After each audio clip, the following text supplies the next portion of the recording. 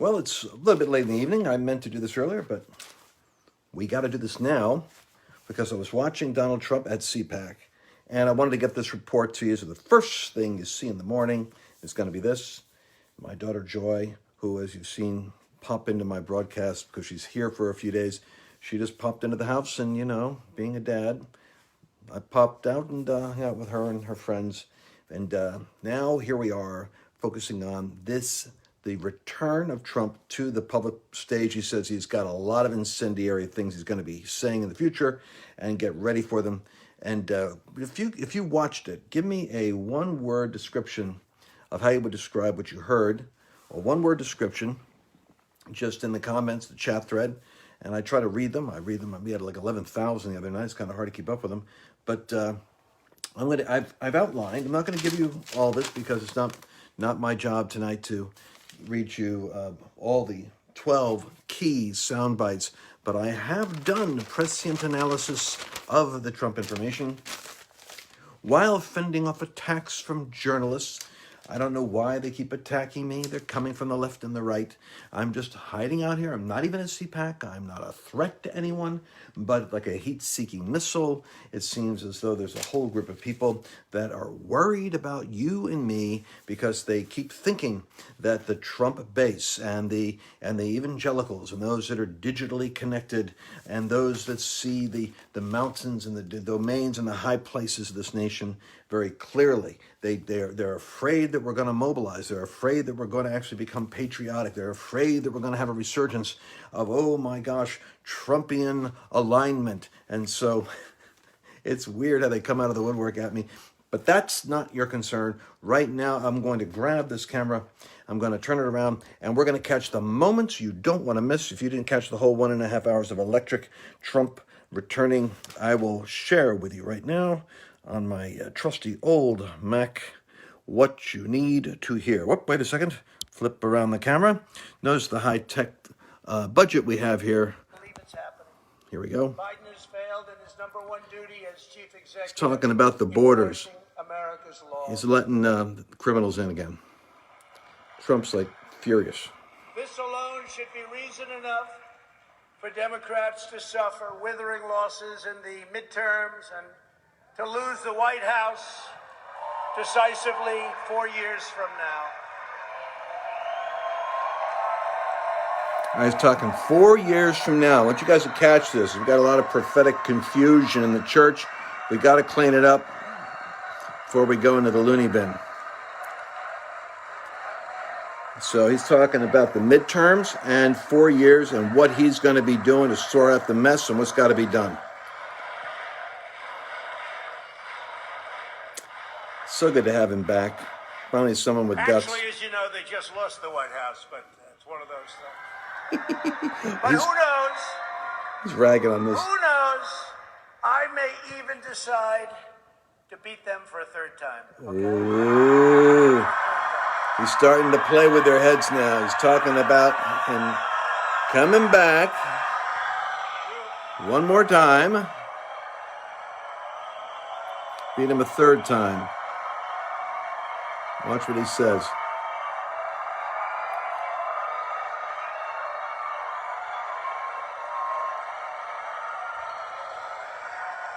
Joe Biden defunded the border wall and stopped all future construction, even on small open sections that just needed to be finished up. Routine little work, it's already been bought. Wait till the contractors get to them and they say, no, it costs us much more money not to finish the small section than if we finished it. That's going to be nice. Wait till you see those bills start pouring in. He revoked the executive order cracking down on deadly sanctuary cities. He has effectively ordered a shutdown of ICE, halting virtually all deportations. Everyone, murderers, everybody, no more. Let's not deport people. And restricting our law enforcement professionals, and they are great professionals. You have many of them. Who else talks like this? Who's talking about what Biden's doing? About the almost any immigration enforcement of any kind. About the complete breakdown of the wall. The policy of releasing criminals into the U.S. interior is making America into a sanctuary nation, where criminals, illegal immigrants, including gang members and sex offenders, are set free into American communities. They have no idea who's coming up. And remember, with the caravans, these countries, not only the three of them, but many, many countries. Talk about Honduras, El Salvador, and Guatemala. Giving us their best and their finest because they're intelligent. They're not giving us their best. Exactly. They're emptying out the prisons. I said that a long time ago when I made the first remarks when I came down the escalator with our great future First Lady, who says hello. He's got to hit on that whole subject of immigration. But I said that a long time ago, and we turned out to be 100% correct. Biden's radical immigration policies aren't just illegal. They're immoral, they're heartless, and they are a betrayal of our nation's core values. It's a terrible thing that's happening. The Republican Party must hold Joe Biden and the Democrats accountable. They ripped up the diplomatic agreements we negotiated with Honduras, Guatemala, and El Salvador to shut down illegal immigration. You know, they got a fortune. They got paid $500 million a year. You ever hear this? When I came into office, those countries were refusing to take back illegal alien gang members, including MS-13, the most vicious, probably of them all. No matter where you go in the world, MS-13, they do things that even the worst don't think about. So I asked, how much do we pay these countries? How much do we pay them? Sir, we pay them approximately $500 million a year. It's a lot of money. I mean, it's peanuts compared to the way other countries rip us off, but that's a lot of money. I said, okay, we aren't going to pay them anymore because they wouldn't take back the criminals. And this was true with the Obama administration. It was true for many, many years. Imagine that. So we'd catch a murderer, we'd want to bring him back to Guatemala, Honduras, Salvador. They wouldn't take him back. No, we don't want him. We'd fly him in, they wouldn't let the plane land. We'd bus him in, they wouldn't let the buses get anywhere near the border. And I said, we're not going to pay him anymore. I didn't know this. So after I said that, and I stopped payment, like a term that we use in the world of business, let's stop payment. So we stopped payment. They were delinquent. We stopped payment. And they very quickly came to the table and we made a deal, very quick deal. We still kept the money. We still didn't pay because we made a deal. Trump kept the money.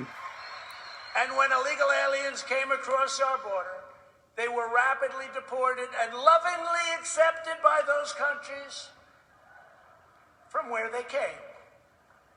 And it worked out great. So now they accept the people. And then we ultimately got along very well with those countries, those three countries. And I want you to hear that. I want you to hear that because you haven't heard anything about immigration from anyone. This is what Trump ran on. Now, of course, he's going to talk about the gender destruction of female sports. He said, what good is recruiting? How can you be a coach recruiting a female for athletic? They're working furiously for incremental improvements competitively with other females. And then you have a male physiology come, total different bones density, muscle, height, size, weight, weightlifting, boom. And you got a male body that identifies as female, breaking all records. And so it's destroyed female sports. Basically, he says, this is crazy. Who else says that? This is the refreshing reality. Okay, so I want to pray for you. What we didn't know, he said the media interfered with the debates so that we never were able to find out how crazy the Biden agenda would be. Because basically, Biden's not doing this. Everybody says it's him. Biden can't help him. He's not writing these executive orders. He's getting them from the 7 radical leftists who are tied into the radicals who did all the rioting and who have their own Marxist agenda. And so they have to keep, the mob factions, the gangs, actually, the political gangs happy, almost like third world, warlords. And so Biden's just signing executive orders because he's not even there. He's an empty suit. You know that. You can see it. The guy's like the black eyes. He's not even present. So I'll get in trouble for all this, but so be it. 139. I want you to hear this, that Trump starts to call out the Chris Wallace. He mentions him by name, which he should, because so what Chris Wallace did was he interfered with the debates. And basically he says the obvious. He says, you know what? All this radical stuff, we didn't know this was coming, and we didn't know it. Why? This great deal. Hated him. He wasn't talking about this. He wasn't what he signed with those executive orders During those debates. They weren't things that were discussed. We didn't know all about him and the press because they're fake news. They're the biggest fakers there are.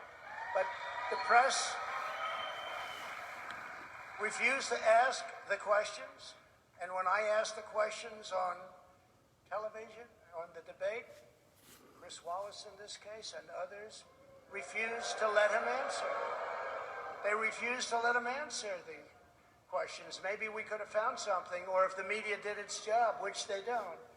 Their callous indifference to working families is equally clear when it comes to the critical matter of getting America's children back to school. Well, he hammers this too. And they must get back and get back right. He just sounds like a dad. Right. These other guys sound like Crazy. rebel nut uncles. Terrible. I want you to hear him talk It about had the a election. massive impact on the election. He goes in the election. Again, you have to go to the legislatures to get these approvals. This alone would have easily changed the outcome of the election at levels that you wouldn't have even believed. Even with COVID, even with all of the things, the numbers are staggering. We can never let this or other abuses of the 2020 election be repeated or happen again. Can never let that happen again. You see what's going on. We've been set back so greatly with other countries and with the world. We need election integrity and election reform immediately. Republicans should be the party of honest elections that can give everyone confidence in the future of our country. Without honest elections, who has confidence? Who has confidence? This issue is being studied and examined, but the reality is you cannot have a situation where ballots are indiscriminately pouring in from all over the country, tens of millions of ballots. Where are they coming from? There's he going. He's going to go for it.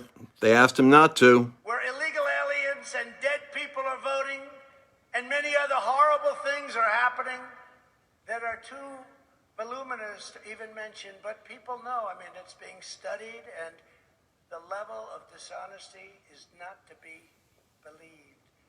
We have a very sick and corrupt electoral process that must be fixed immediately. This election was rigged, and the Supreme Court and other courts didn't want to do anything about it. He goes after the courts. Watch this. He goes there. Oh, no, he didn't. Yes, he did. He nails him. By the way, the people are yelling, "You won, you won, you won."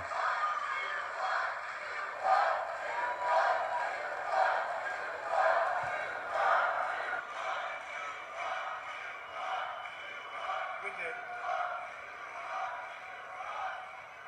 If you just take that one element where they didn't go through legislatures, it's illegal. You can't do it. That's it's right. in the Constitution. They didn't have the courage, the Supreme Court. They didn't have the courage to act, but instead used process and lack of standing.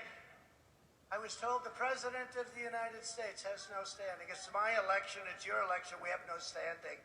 We had almost 20, if you think of it, we had almost 20 states go into the Supreme Court so that we didn't have a standing problem.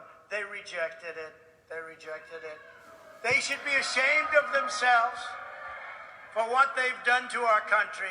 They didn't have the guts or the courage to make the right decision. Yeah, I think they didn't want to talk about it. Schumer scared him when he made that first threat. You reap the whirlwind, he warned him. You had the case led by the great state of Texas. 18 states went in. You don't have standing. Oh, let's not talk about it. They didn't have the guts to do what should be done. He's going to talk about it. And that's on top of all of the other forms of cheating, but this is the most basic of all. They would have local courts and local politicians change the rules, in some cases a day or two before the election. This should never be allowed to happen, to another presidential candidate or presidential race. Got Should that? never be allowed to happen. Today, I want to outline the steps that we must take to have an election system in this country that is honest, fair, and... Okay, so he says this. I'm going to fast forward because I want to. You guys can. I certainly can't get it like I can, but I'm just giving you the highlights for those of you that are waiting for Trump to come back into the White House. He's saying he's going to play a decisive role in the midterms, and he lists his enemies. He is going where they're up for re-election. He is going to make sure they're not elected, and he is going to be the kingmaker on who gets elected. And then he starts teasing about how it's going to be, we're going to, pull back, take back the midterms to protect the Second Amendment and some other things. And then he says, hey, and then in 4 years, he teases out about how it could be him that's going to be taking back the White House. And I say that because we have to nip this narrative in the bud. I understand the desperation on our side. This was he calls it stolen, rigged, and the legislators didn't do their job. The Supreme Court did their job. We are not wrong for that narrative. I know that we get punished. I know that we get threatened. I know that our livelihoods are under threat. My ability to say this in various media platforms, I get warned. And I'm just telling you, we don't have this Gary the Marxist takeover and suppression of truth that's happening in America, but we cannot have the church. We're going to have people attacking us in the church because I'm already seeing it, because they won't protect us from the socialism and Marxism. They turn on the Christian leaders, the patriots actually, and they attack people like me. And that represents people like you. But what we can't have is confusion in our ranks.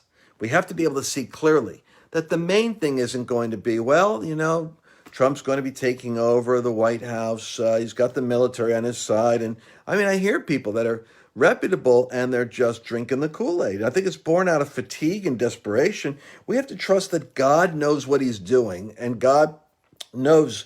Does God know it was stolen? Of course he does. But if the country is that corrupt, if it's that corrupt, then the real issue isn't trying to, hold on technically to the White House. I think God is dealing with the shaking of nations. We have been in the shaking of the nation since the China virus, and Trump brings it back out. It was China that sent the virus. We've been in that shaking.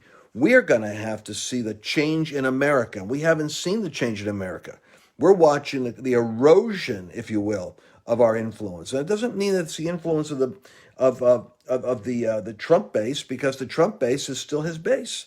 It's just that we have to be able to break the mental deception that is on half of the country. Trust me, unless you're living in your own little bubble, if you go out of your bubble, you'll see that media and Hollywood and journalism and Netflix and the tech world and Wall Street and from Broadway all the way to Washington, even there was no will to fight for the president in the Republican Party. That's why he says we've got to go. He's sticking with the party, but he's going in to reform the party. But let him use his own language here. I want you to hear what he's got to say, because he lists, as only Trump can, all of those in his naughty and nice list of who he's going to be dealing with as he's coming out to play his decisive role. I'll back it up a little bit so you could hear some more of it. Here we go. Let's hear you, Mr. President.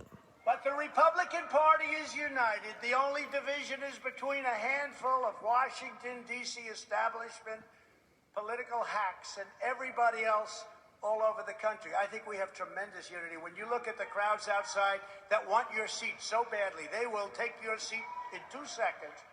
They want your seat. Congratulations. Congratulations on getting in, by the way. I'm very proud. Trump loves the crowds, man. He always checks them out. He's checking to see who's outside. And that's why I'm announcing that I will be actively working to elect strong, tough, and smart Republican leaders. Here he is. He's saying he's going to engage in the midterms.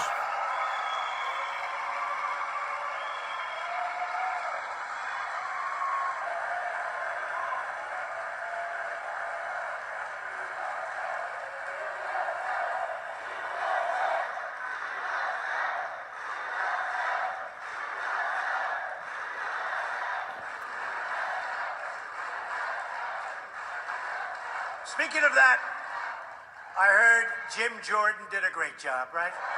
Oh, wait a second. I heard that. I don't think you got his list.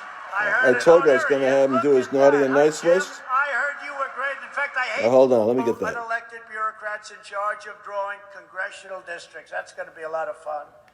This monster must be stopped. It cannot be allowed to pass. Now more than ever is the time for tough, strong, and energetic Republican leaders who have spines of steel. We need strong leadership. We cannot have leaders who show more passion for condemning their fellow Americans than they have ever shown for standing up to Democrats, the media, and the radicals who want to turn America into a socialist country. I'm telling you, these are leaders in the church, too. They stand up against us more than they stand up against the radical Marxists.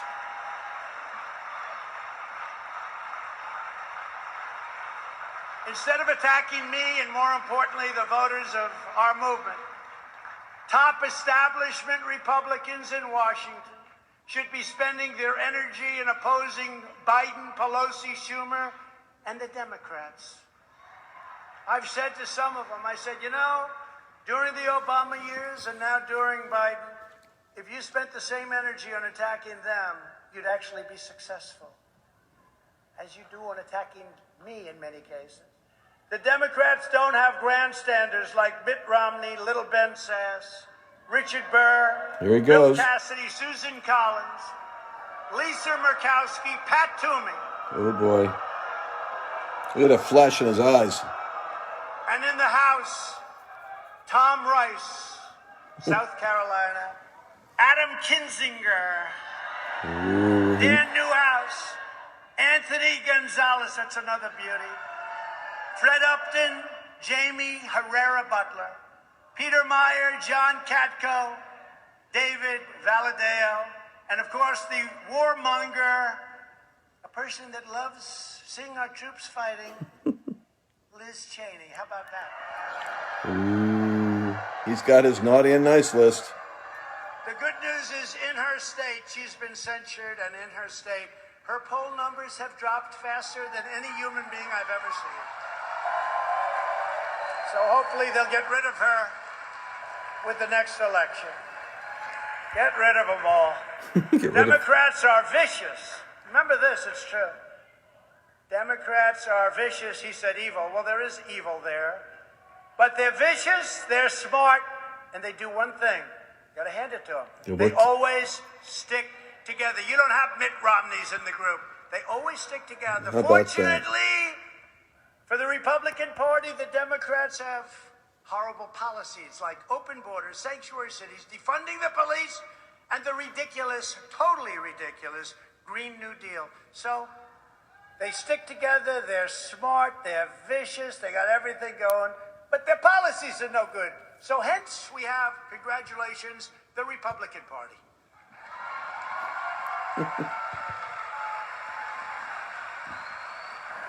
Stop the third party talk.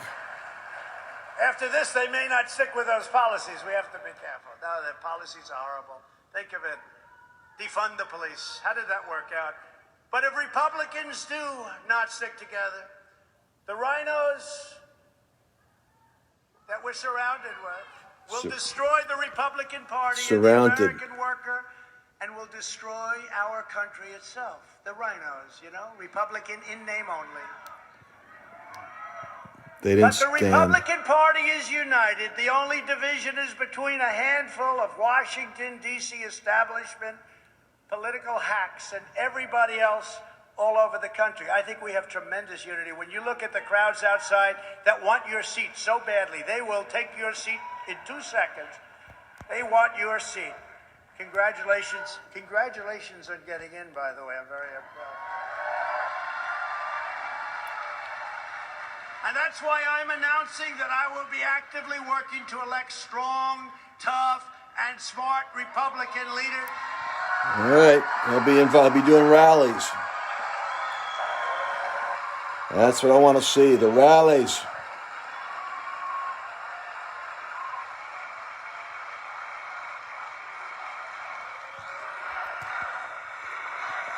I think rallies can be revivals, folks. Can't believe I got 3.5 thousand people there. 1:15 in the morning, 2:15 East Speaking Coast. of that, I heard Jim Jordan did a great job, right? Heard that from Mark Meadows. He knows his team. He's a great coach. He's a great leader for that tribe, I tell you.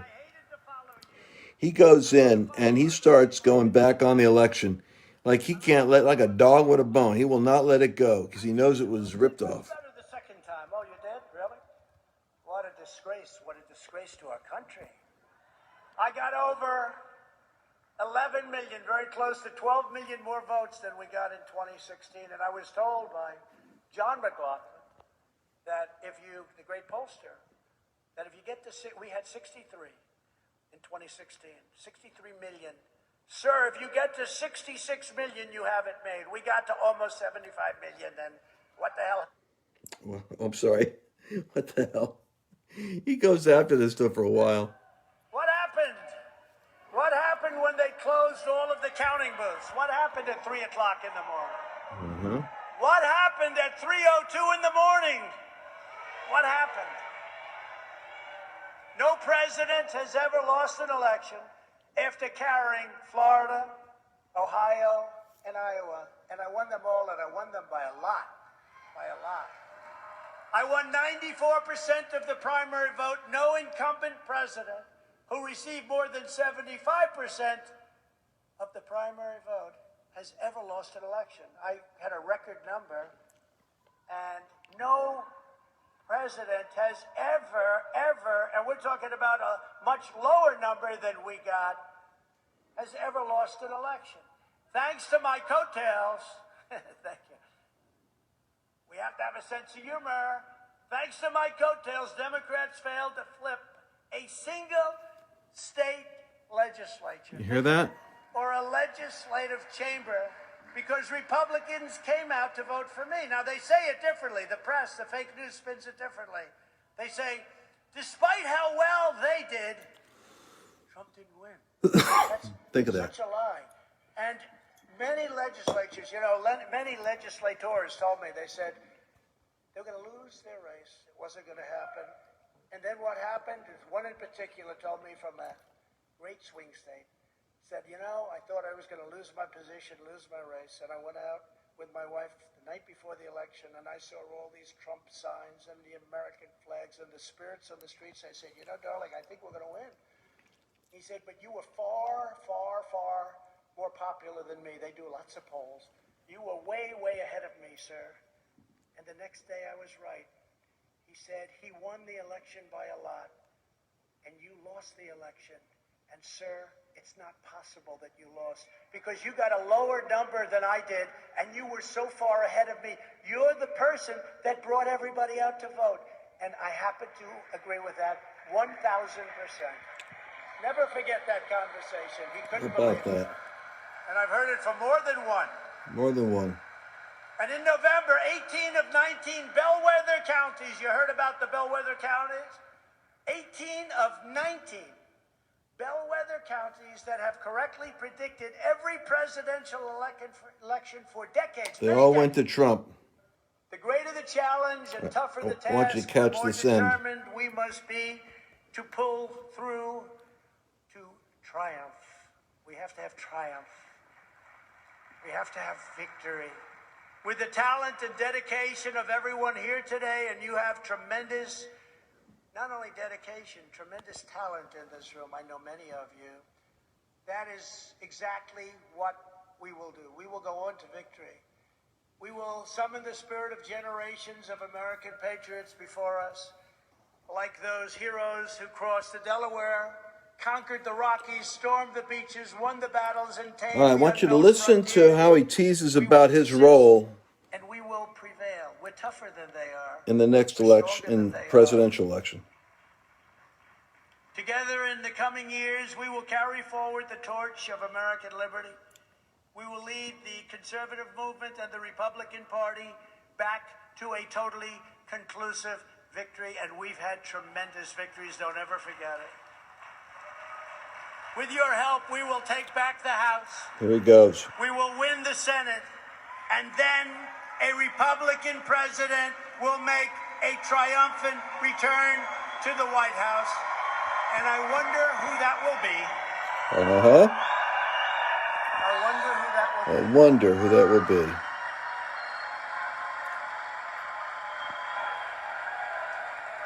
Who will that be? I wonder. He's letting Mike Pompeo know. He's letting all the guys know. Standing before you today, I am supremely confident that for our movement, for our party, and for our country, our brightest days are just ahead. And that together we will make America prouder, freer, stronger, and greater than it ever has been before. Thank you, CPAC.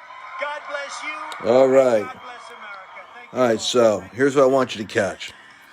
Now, I gave you a little bit extra there, and I'm just going to take a moment. I want to tell you the interpretation of tongues here.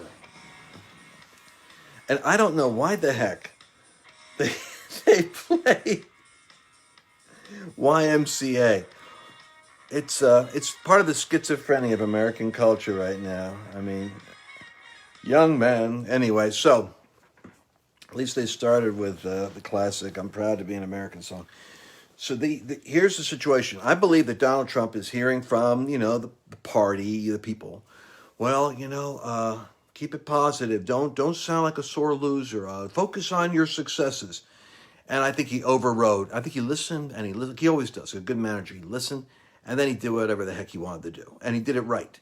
He focused on the negative impact of what Biden's doing, and how it was screwing up everything he accomplished. I mean, he says, what? Look at Iran. He said Iran was begging to get to come to. He said if I had won, if I had been given the Oval Office, Iran within a week would have been coming back and negotiating. He said instead, Biden's administration dropped the sanctions. Dropped the sanctions. You dropped all your leverage for negotiating. And then you know what the Stunads just did? I mean, I wish there was more news like this. So that's why I hope I can stay on the air. You know what the Stunads in the State Department did? And Trump, this is what drives Trump nuts. They dropped the sanctions on Iran and say, see, we're not Trump. We can be friends again. Let's talk about that path to nuclear power that we were working on years ago. And Iran says, good, you dropped the sanctions? Yeah, you should have. Then they started bombing our bases from Syria. They said, you're weak. Now we don't got Trump anymore. Now we got you guys. You're weak. So that was in. So now we have, for the first time, we had the artillery shell or strike the Syria.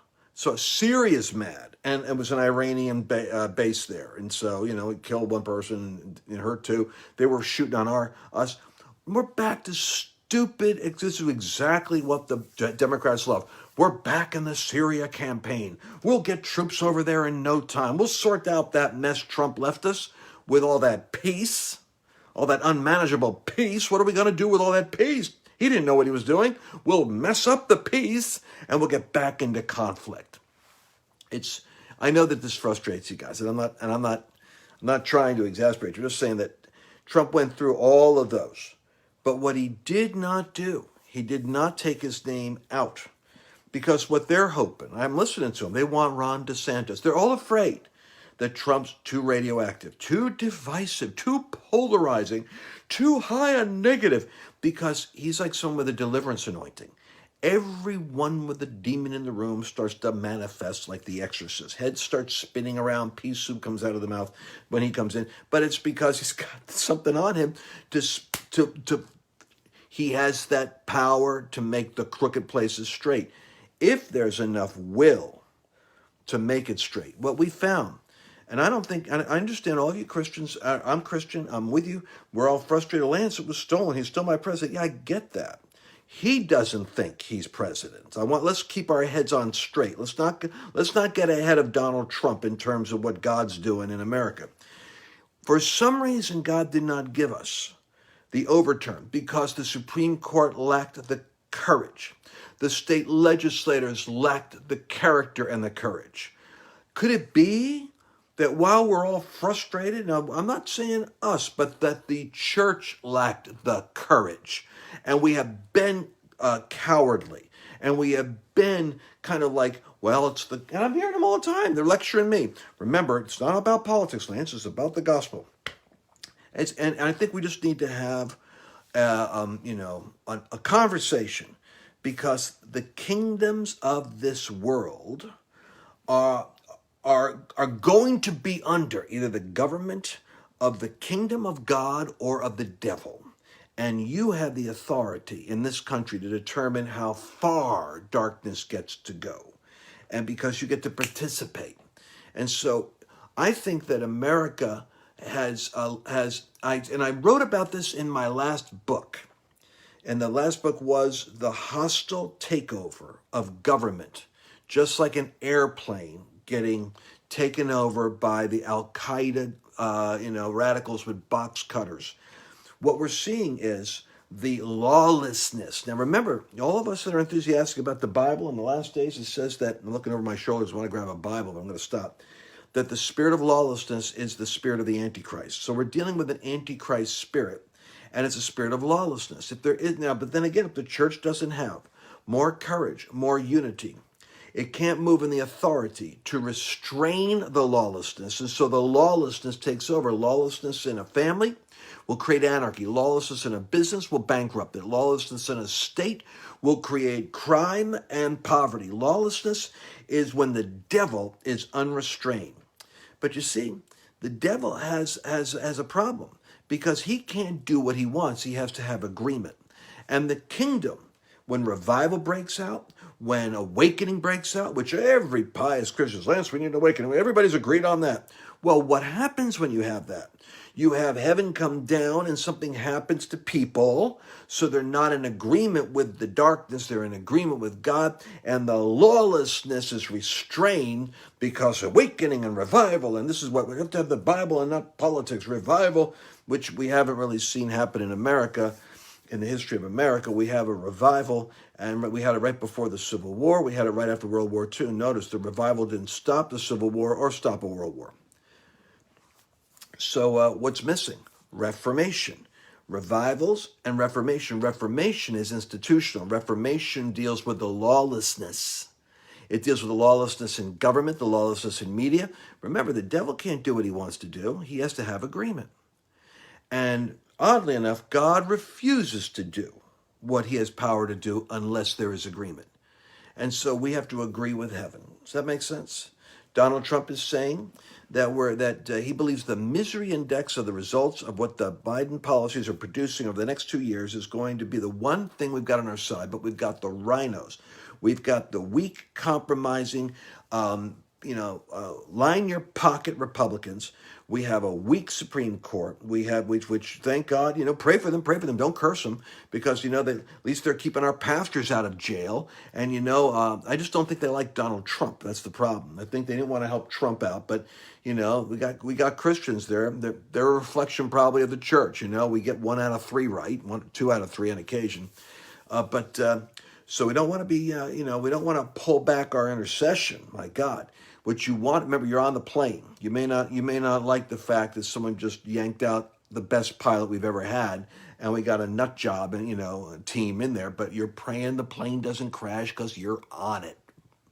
So we're going to be seeking the Lord in the days to come. Now that Trump has basically broke the seal on his own role and participation. He's going to be a kingmaker and a disruptor. He's going to have rallies. I'm praying the rallies become revivals. I believe the rallies can be revivals if the church shows up. But it's going to have to be, there's going to be a Reformation division in the body of Christ. I can already see it coming. I'm just putting it off as long as possible, because I only like one fight at a time. And but there are people who just aren't going to support the cultural battle that we're in, because they want to solve the problem by lobbing prayer, intercession, and revival techniques into the mix. So, but if we can get the revival and Reformation community together, we'll have an awakening. Donald Trump is the one that gathers them together. He's got the database of 75 million of his people. He's got the database, And what he needs to do is now he's going to need to find the the church alignment, the evangelical alignment that's going to stand behind him. And a lot of people are going to back away because they don't want to get involved. Does that make sense? Because right now, courage is what's needed, and unity is going to only come to those that are actually seeing the same vision. And I think that we're overdue for that corrective vision adjustment. Okay, so I hope you're encouraged by what President Trump said. As for the reality of the situation, he believes election reform is going to happen if we have an election that happens in one day. And so he's saying the Republicans have to settle on pushing for a one-day election. We can't allow this HS1 bill to pass, which would basically legalize infinite ballots from millions of sources, and 6 days later, and they'll come up with enough votes from under the mattress to always win. He says we have to hold the line on the one-day election. I think if Trump doesn't see that, he won't run. He won't run and lose the same way he won the last time and lost. So the only way that can happen is voter ID. I hope you guys understand this. All my ranting really comes down to one strategic thought. Trump nailed it. He said we have to have a vote in a day, not over 4 or 5 days or 2 weeks. And we have to have voter ID. And then he pointed out that no one could get into the Democrat National Convention without voter ID. No one can recall Gavin Newsom without voter ID. When it pleases when the Democrats are threatened, they require a legal vote. When it's a Republican, they'll come up with as many votes as is necessary to beat them, with as much time as is necessary to do it. And unfortunately, we're so passive. We let them get away with it.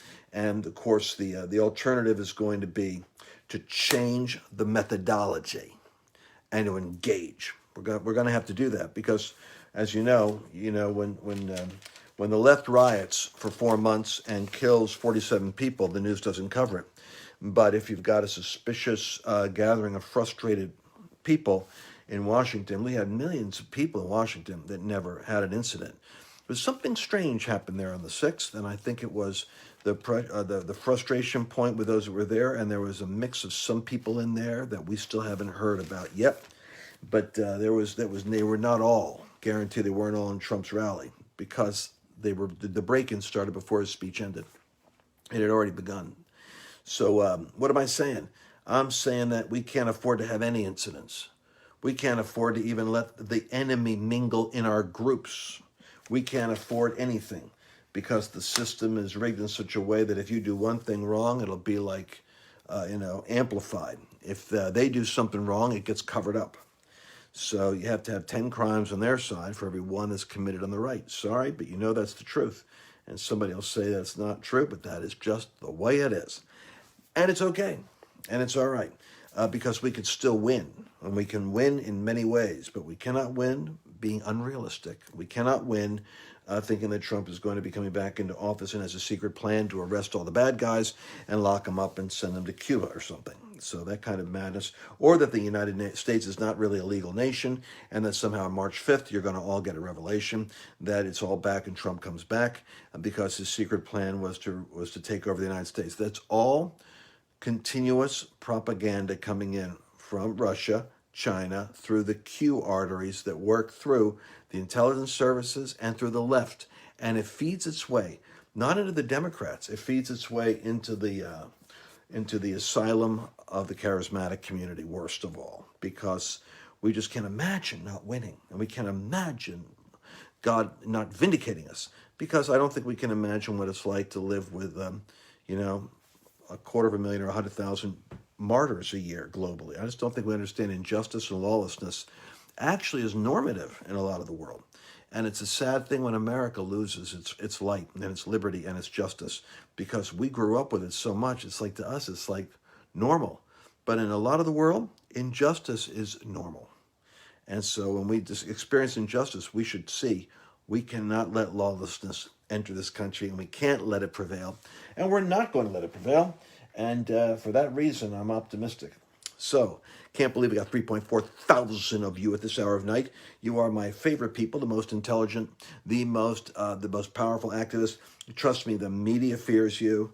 The people that write against what we're doing fear you because we go right down the middle. We don't go off into crazy land over here in the prophetic. We don't go boom over here into, militia madness on the right. We go right down that middle boulevard. We're going right down and we're taking back ground because I think God is bringing a divine discipline to America, but it's not a discipline unto death. It's a discipline unto repentance. And I think part of it is the church has to repent and come to agreement with heaven and agreement with the strange way that God is going to reform America. And since the church didn't do it with 4 years of peace with Donald Trump, we're going to experience, I think, a gradual repentance and building of a new army of God, and a new kind of believer is going to come forth. And we'll always have the other ones that are right now, they're just ignoring politics and they're spiritualizing things and they think that they're dealing with things. But we're going to see a victory, but we're going to see a victory by a new kind of great awakening believer, a hearty soul who can pray strong, believe in the supernatural, see people come to Christ, see the rallies move into revivals, but they can pivot right there and resist the cultural Marxism, have a word in their mouth, to be able to break the darkness and the deception and contend with people for the reason of the hope that we have. And it's not just salvation. It's the hope of gender sanity. It's the hope of sexual purity. It's the hope of economic solvency. It's the hope of borders and compassion. It's the hope of a nation that stands in alignment with other sovereign nations and doesn't lose its identity. We'll talk more about that tomorrow because you're on the winning side if you're in the kingdom of God. I love you, and give me your one-word sense of how you're feeling now that you've heard the president's response. And how that works. Someone was asking me, why are billionaires allowed to buy political office? Well, that's not necessarily true. Billionaires can't always buy political office. If that was the case, Trump would buy his own. But it isn't that billionaires buy it. It's that there's enough people corrupted by self-interest to cooperate with darkness so that they are able to succeed. If we were more aligned and we were more... If we would, I think, this is my own personal opinion, I think there's enough Christians in America to shift, and enough conservatives in America to shift the nation. The reason I know that is because the majority of the states, and look at the legislators, all went red. The majority of America, we didn't lose any Congress seats. Trump literally, there was 25 seats that were up with Congress. Pelosi thought she was going to take 18 of them. We lost none of them. And in fact, they lost a governorship. So the majority of America actually leans towards God and the right. But we've allowed the high places, and believe me, media and academia and entertainment and corporations and money and the businesses that make you woke or make you hide, they exert a powerful programming, propagandizing influence. And we've seen nations that can come into that propaganda. And that propaganda assault is what concerns me. The only way you could deal with it is to push back. But Christians don't want to dust up and get involved negatively. They just want to win people with love and the supernatural. And I think we've made a major error about what it means to be a witness. I think you have to be a witness for the truth. And sometimes you have to accept the fact that that's not going to make you popular. But God will use the truth as the Spirit of God brings conviction through your testimony of the truth. But we'll catch that. And I'll be joining Mike Lindell this week. You'll see me on Victory Channel. I think I'll be there Tuesday night, Daystar tomorrow night, and be with Mike Lindell, I think, this week. So I look forward to talking to you guys. And you guys are so brilliant. Let me see your questions, and I'll address them in the next broadcast. God bless you, bless you, Diane. Thank you, Ann. And I appreciate every one of you. Healing is coming from God. America shall be saved. Amen. Hey, if you liked this video today, you could help me out by leaving some comments. And, you could vote up this video. Just give me a like sign and click on like so that I know if this is working for you. And also share it with your friends, because our entire movement is based upon people sharing ideas with other people. And if you want to be regularly notified about these broadcasts, then you want to subscribe so that you'll be able to get the latest material as soon as it comes out.